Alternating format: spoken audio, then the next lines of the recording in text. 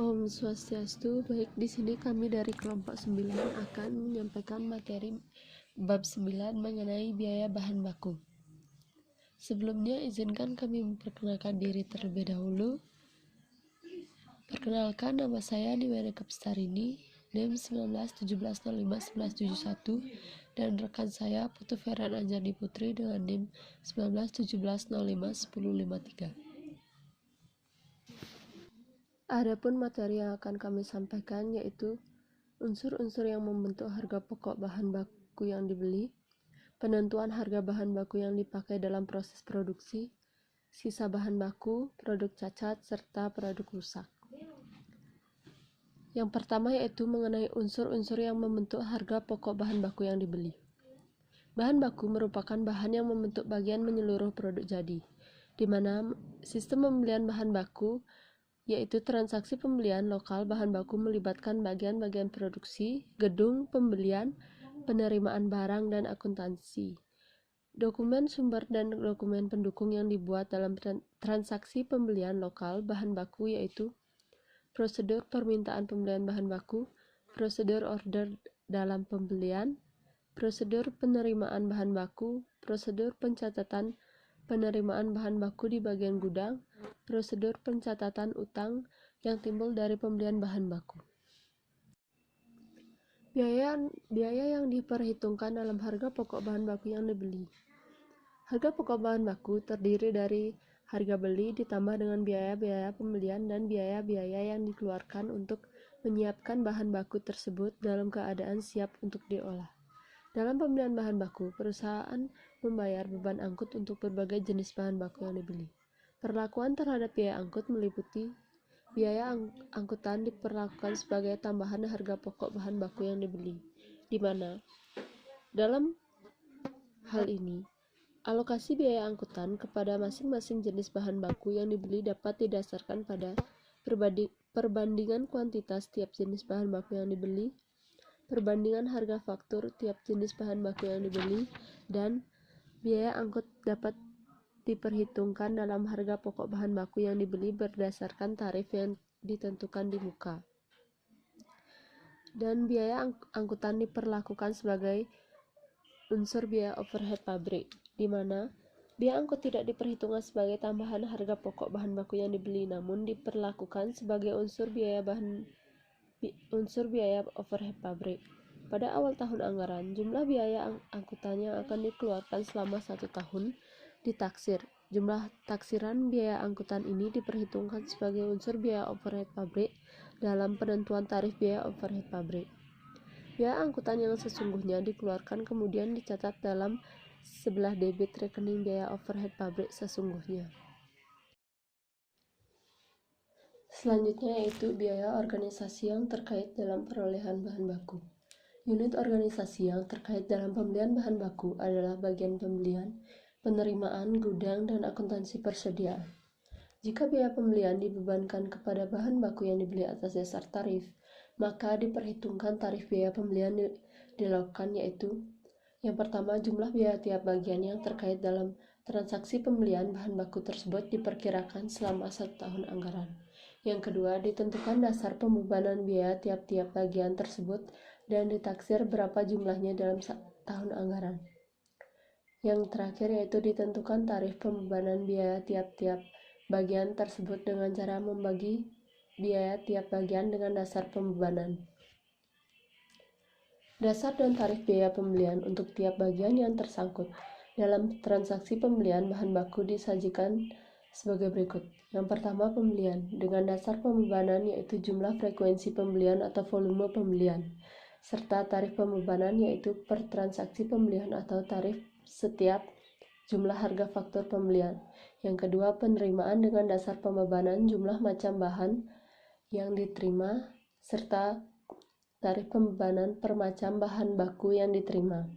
Yang ketiga, gudang.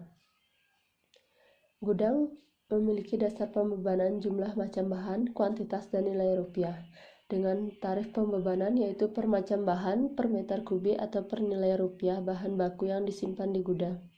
Yang keempat yaitu akuntansi persediaan, dengan dasar pembebanan jumlah frekuensi pembelian, dan tarif pembebanan, yaitu per transaksi pembelian. Unsur biaya yang diperhitungkan dalam harga pokok bahan baku yang diimpor meliputi harga FOB, angkutan laut, harga C dan F, biaya asuransi, harga CIF, biaya bank, biaya masuk dan biaya pabean lainnya, pajak penjualan impor, biaya gedung, biaya ekspedisi muatan kapal laut, biaya transport lokal, dan yang terakhir, harga pokok bahan baku. Baik, selanjutnya saya akan membahas mengenai materi berikutnya, yaitu penentuan harga bahan baku yang dipakai dalam proses produksi. Dalam penentuan harga bahan baku yang dipakai dalam proses produksi ini, terdapat metode pencatatan biaya bahan baku, yang meliputi metode mutasi persediaan atau perpetual inventory method, dan juga metode persediaan fisik. Metode mutasi persediaan adalah setiap mutasi bahan baku yang dicatat dalam kartu persediaan. Sedangkan metode persediaan fisik adalah metode yang cocok digunakan dalam penentuan biaya bahan baku dalam perusahaan yang harga pokok produksinya dikumpulkan dengan metode harga pokok proses.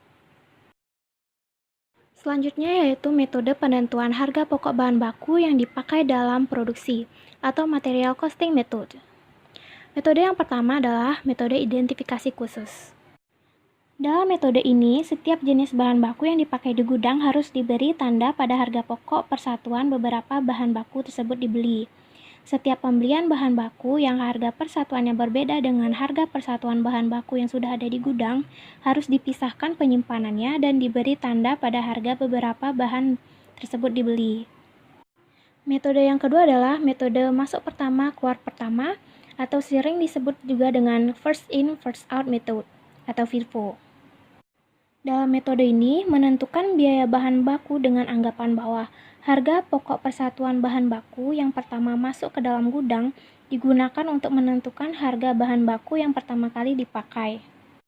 Selanjutnya adalah metode masuk terakhir, keluar pertama, atau sering disebut dengan last in, first out method atau LIFO. Metode masuk terakhir keluar pertama menentukan harga pokok bahan baku yang dipakai dalam produksi dengan anggapan bahwa harga pokok persatuan bahan baku yang terakhir masuk dalam persediaan gudang dipakai untuk menentukan harga pokok bahan baku yang pertama kali dipakai dalam produksi. Selanjutnya adalah metode rata-rata bergerak atau moving average method. Nah, dalam metode ini, persediaan bahan baku yang ada di gudang dihitung harga pokok rata-ratanya, dengan cara membagi total harga pokok dengan jumlah satuannya. Setiap kali terjadi pembelian yang harga pokok persatuannya berbeda dengan harga pokok rata-rata persediaan yang ada di gudang, harus dilakukan persediaan harga pokok rata-rata persatuan yang baru. Selanjutnya adalah metode biaya standar. Dalam metode ini, bahan baku yang dibeli dicatat dalam kartu persediaan sebesar harga standar, yaitu harga taksiran yang mencerminkan harga yang diharapkan akan terjadi di masa yang akan datang.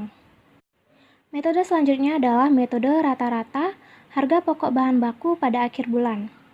Dalam metode ini, pada tiap akhir bulan dilakukannya perhitungan harga pokok rata-rata persatuan tiap jenis persediaan bahan baku yang ada di gudang. Harga pokok rata-rata persatuan ini kemudian digunakan untuk menghitung harga pokok bahan baku yang dipakai dalam perhitungan dalam bulan berikutnya. Materi selanjutnya yang saya akan bahas adalah masalah-masalah khusus yang berhubungan dengan bahan baku. Nah, masalah-masalah khusus yang biasanya berhubungan dengan bahan baku seperti adanya sisa bahan baku, lalu ada produk cacat dan juga produk rusak. Selanjutnya adalah perlakuan hasil penjualan sisa bahan baku. Jika hasil penjualan sisa bahan baku diperlakukan sebagai pengurangan biaya bahan baku yang dipakai dalam pesanan yang menghasilkan sisa bahan tersebut, maka jurnal yang akan dibuat adalah sebagai berikut, yaitu kas atau piutang dagang pada barang dalam proses biaya bahan baku. Lalu, jika hasil penjualan sisa bahan baku diperlakukan sebagai pengurangan terhadap biaya overhead pabrik sesungguhnya, maka jurnal yang dibuat adalah kas atau piutang dagang pada biaya overhead pabrik sesungguhnya. Yang terakhir adalah jika hasil penjualan sisa bahan baku diperlakukan sebagai penghasilan di luar usaha atau other income, maka jurnal yang dibuat adalah kas atau piutang dagang pada hasil penjualan sisa bahan. Masalah selanjutnya yang biasa ditemukan adalah adanya produk cacat. Produk cacat ini adalah produk yang tidak memenuhi standar mutu yang telah ditentukan, tetapi dengan mengeluarkan biaya pengerjaan kembali untuk memperbaikinya, produk tersebut secara ekonomis dapat disempurnakan kembali menjadi produk jadi yang baik. Masalah akuntansi yang timbul dari adanya produk cacat adalah bagaimana memperlakukan biaya pengerjaan kembali produk cacat tersebut, di mana biaya pengerjaan kembali produk cacat dapat dibebankan kepada pesanan yang menghasilkan produk cacat tersebut diperlakukan sebagai elemen biaya overhead pabrik. Masalah selanjutnya adalah produk rusak. Produk rusak ini merupakan produk yang tidak memenuhi standar mutu yang telah ditetapkan, yang secara ekonomis tidak dapat diperbaiki menjadi produk yang baik. Perlakuan terhadap produk rusak adalah tergantung dari sifat dan sebab terjadinya. Yang pertama, jika produk rusak terjadi karena kesulitan pengerjaan pesanan tertentu atau faktor luas biasa yang terjadi, maka harga pokok produk rusak dibebankan sebagai tambahan harga pokok produk yang baik dalam pesanan bersangkutan. Jika produk rusak tersebut masih tak terjual, maka hasil penjualannya diberlakukan sebagai pengurangan biaya produksi pesanan yang menghasilkan produk rusak tersebut. Yang kedua, jika produk rusak merupakan hal yang normal terjadi dalam proses pengolahan produk, maka kerugian yang timbul sebagai akibat terjadinya produk rusak dibebankan kepada produksi secara keseluruhan, dengan cara memperhitungkan kerugian tersebut di dalam tarif biaya overhead pabrik. Anggaran biaya overhead pabrik yang akan digunakan untuk menentukan tarif biaya overhead pabrik terdiri dari elemen-elemen berikut ini, yaitu biaya bahan penolong, dijumlahkan dengan biaya tenaga kerja tak langsung, biaya reparasi dan pemeliharaan, biaya asuransi, biaya overhead pabrik lain, serta rugi produksi rusak yang didapatkan dari hasil penjualan dikurangi dengan harga pokok produk rusak. Maka dari hasil penjualan tersebut adalah diperoleh hasil biaya overhead pabrik yang dianggarkan. Dan dari tarif biaya overhead pabrik tersebut dihitung dengan rumus berikut ini, yaitu tarif biaya overhead pabrik sama dengan biaya overhead pabrik yang dianggarkan dibagi dengan dasar pembebanan. Jika terjadi produk rusak, maka kerugian yang sesungguhnya terjadi didebitkan dalam rekening biaya overhead pabrik sesungguhnya. Sekian presentasi dari kelompok 9. Jika ada salah kata dari presentasi yang kami bawakan, harap dimaklumi atau dimaafkan. Sekian dan terima kasih.